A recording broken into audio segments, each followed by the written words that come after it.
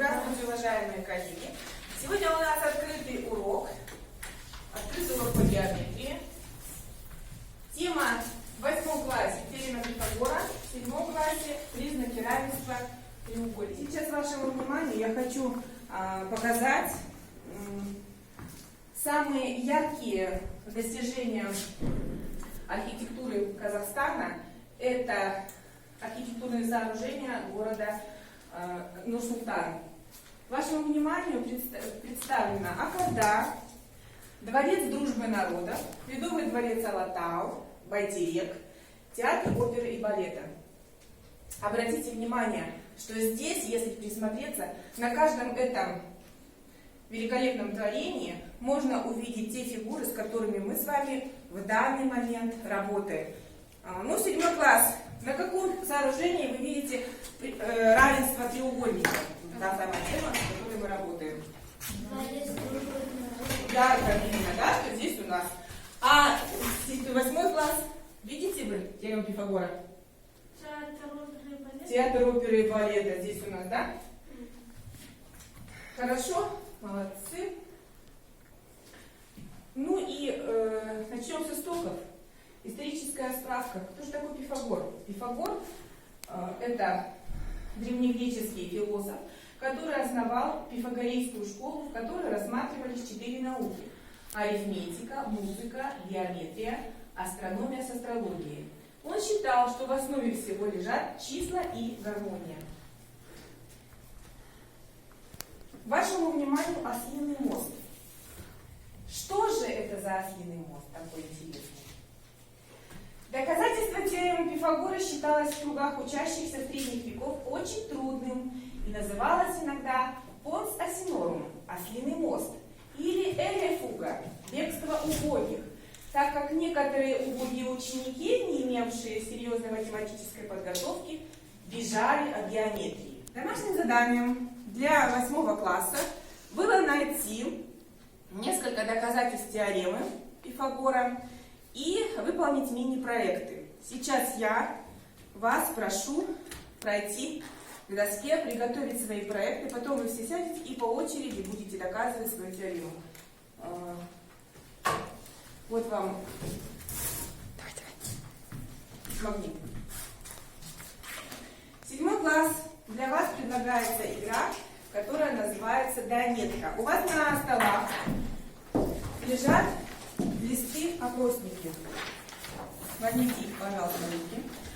Также на каждом столе я раздала поле игровое. Что мы с ним будем делать?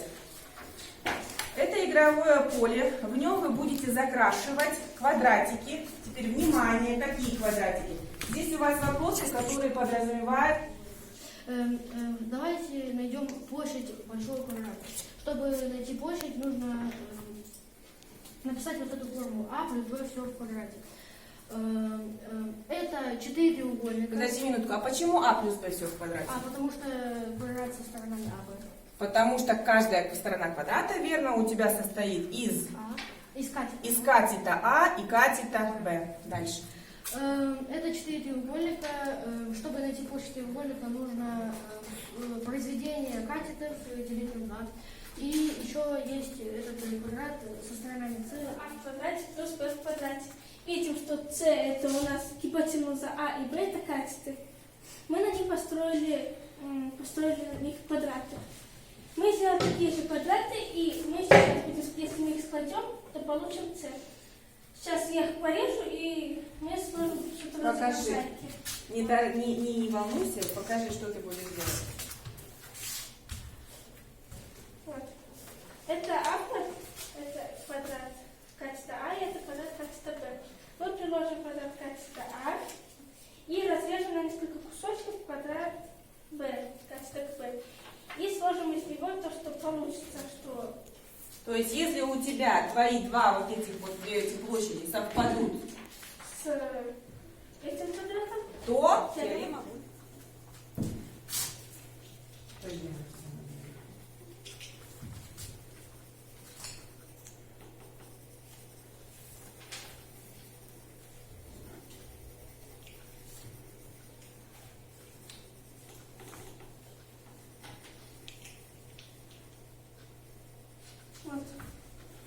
Ты доказала теорему Пифагора. Каким методом? Методом наложения. Методом наложения. Молодец. Теперь скажи, пожалуйста, вот здесь у тебя такая замечательная вот фигурка. Что она означает? Когда ученики проходили теорему Пифагора, они составляли разные песни, разные рисунки и стихотворения, такие как, например, Пифагоровы штаны на все стороны равны. Может на А, Д. Угу. Почему? Так, Так как косинус альфа b разделить на c. Косинус альфа b разделить на c. Угу. И косинус альфа АД разделить на b. Теперь найдем вторую сторону. А в квадрате c умножить на bd. bd. Так как косинус бета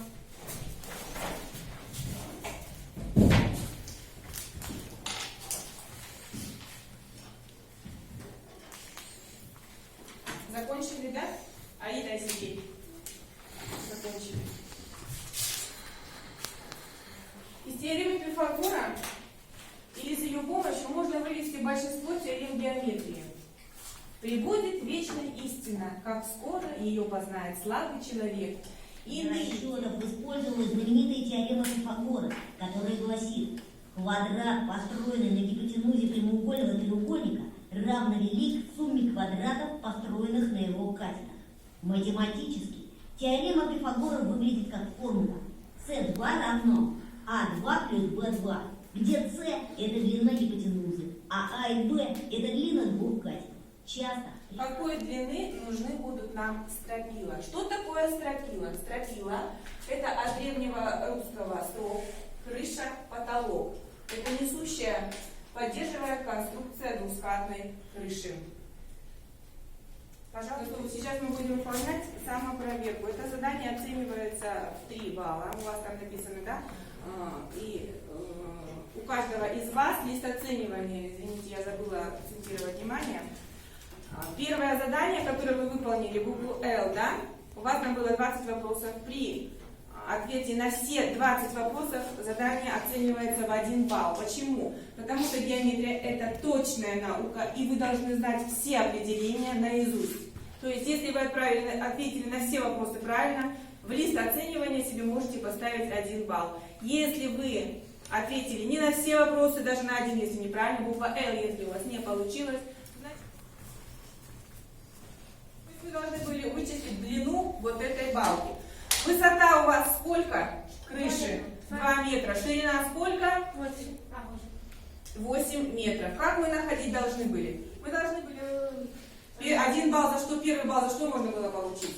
Знание теоремы. Знание теоремы все знают. Значит, этот балл заработали все. Второе. Второй балл получают все. Третье. Доказательство теоремы. Доказательство теоремы доказали все? Да. Четвертый критерий оценивания. Четкость, ясность, лаконичность. Ну, каждый сам себе ответьте на вопрос. Были вы ясно выразили свои мысли, лаконично вы звучали или нет? То есть вы ставьте себе оценку за первое задание тоже. Так, вам задание не дала, да? Ну, давайте немножечко физминуткой займемся. Встаньте, пожалуйста. И под каждой карточкой запишите краткое решение. Выполняем. У нас с вами игра «Светофор». У вас в конвертике с названием «Светофор» лежат кружочки. Достаньте, пожалуйста, светофор. Достаньте, пожалуйста, кружочки. Немножечко быстрее достаем кружочки. Положите их так, чтобы можно было поднимать каждый кружочек по отдельности. Я задаю вам вопрос, вы внимательно 12. То есть вся бечевка разделена на 12 равных отрезков, и из этой бечевки вы должны сложить прямоугольный треугольник. Пожалуйста, работаем.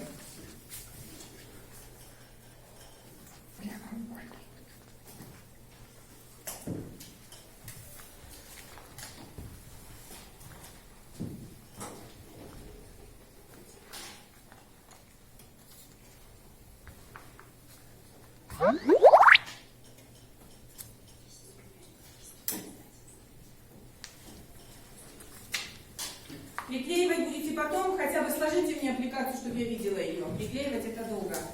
Аппликацию сложим, седьмой класс.